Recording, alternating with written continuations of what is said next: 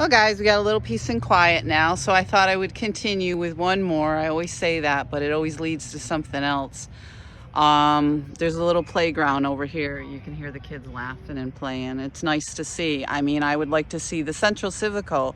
I mean, it's nice that the kids have a place to play. I mean, people come flying through here in these cars. They don't slow down at all.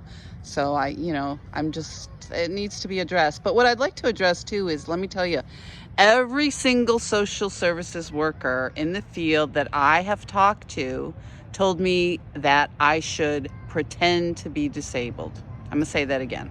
Pretend to be disabled, okay? So as a taxpayer, I find that offensive, okay?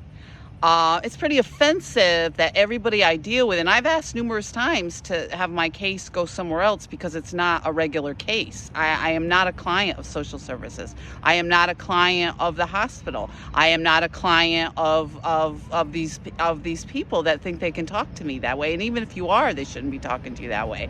If there's a question of welfare fraud, which, as a person that grew up poor, we have people's pictures splattered all over the city, a la Liz Bishop with the Perp Patrol. But if you're a middle class perp, everything's covered up for you. I find it offensive that I have all these social services workers telling me that I should pretend to be disabled, to pretend to have mental health issues so I could get help.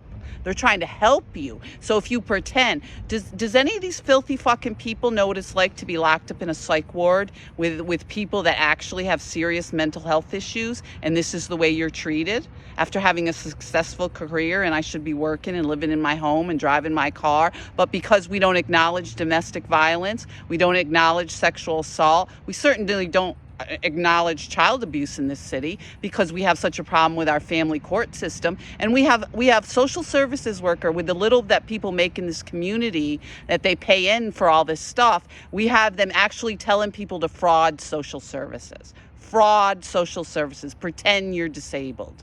Be safe, guys.